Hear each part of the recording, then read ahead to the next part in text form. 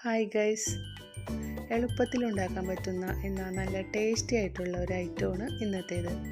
അതിനായി ക്യാരറ്റ് അരിഞ്ഞ് വേവിച്ചത് 1 കപ്പ്, മധുരത്തിന് ആവശ്യമായ പഞ്ചസാര, 3 സ്പൂൺ പാൽപ്പൊടി, 2 മുട്ട, ഏലക്കായ എന്നിവ നന്നായി മിക്സിയുടെ ജാറിലിട്ട് അരച്ചെടുക്കുക. ശേഷം ഒരു പാനിൽ നെയ്യൊഴിച്ച് കശുവണ്ടി മുന്തിരിയും നന്നായിട്ട് വറുത്ത് കോരുക. ചുവടി പിടിക്കാതിരിക്കാൻ വേണ്ടിയിട്ട് ഞാനൊരു പാനിൻ്റെ മുകളിൽ വെച്ചിട്ടാണ് ഇത് ചെയ്യുന്നത്. അതിനുശേഷം ആ പാനിലേക്ക് നമ്മൾ അരച്ചു വെച്ചിരിക്കുന്ന മിശ്രിതം ഒഴിച്ച് അടച്ചു വെച്ച് വേവിക്കുക. 5 മിനിറ്റിന് ശേഷം തുറന്ന് മാറ്റി വെച്ചിരിക്കുന്ന കശുവണ്ടി മുന്തിരിയും അതിൻ്റെ മുകളിലേക്ക് സ്പ്രെഡ് ചെയ്യുക. വീണ്ടും അടച്ചു വെച്ച് ഒരു 10-12 മിനിറ്റ് വേവിക്കുക.